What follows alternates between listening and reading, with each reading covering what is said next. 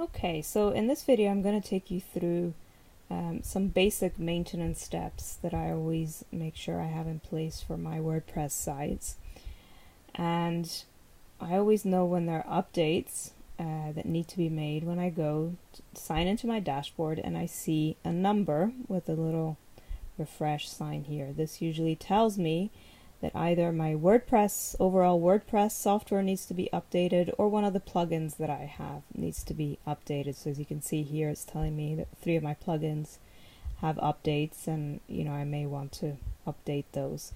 Before I go and show you that though, if WordPress has set out a new update, so for example when 3.5.3 comes out, when I go to sign in, I'll have a big banner across here that will tell me WordPress has now been updated to this newer version.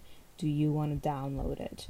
And essentially, I always do want to download it, but the caveat, I know I can always do that safely, knowing that I've always kept a backup of my database.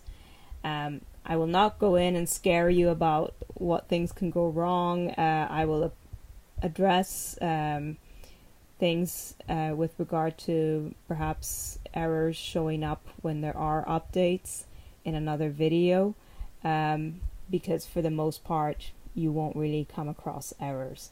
So usually when that banner comes up, I just simply go update it. Everything's fine. 99% of the time everything's fine. And I'm also, I know that if anything isn't fine, that I'm fully backed up and I don't have to worry about getting the site back up. I know I have all my content. So with regard to that, I just want to give you a heads up about the backup. I use a number of ones. I have Backup Buddy here that does a very elaborate backup of my entire site content, which is not really always needed if you're not making a lot of updates and you don't have a very big site. One that will work just great for most of your sites is this plugin here that I use, which is the WP Backup. It's WP-DB-Backup. And very simply, with this plugin, I just go in, I say that I want to, maybe the first time I sign it up, I want to maybe download it to my computer, and then I can set a schedule backup. So I have, because I don't really update my site terribly often, I have it send me a once weekly email with my database, and that just goes into my email. I have a filter for it. I've never had to actually go and take it out and use it.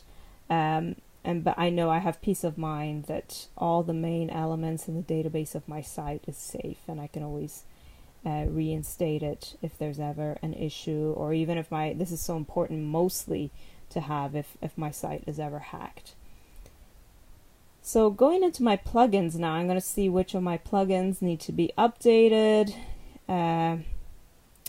Okay, I'm going to update this one, for example. So I'm just going to click update now, and quite quickly it just sort of takes me through the process. It says plugin reactivate. Do you want to return? I'm going to return to my plugins page, see what other ones. Okay, I'm going to update this one as well.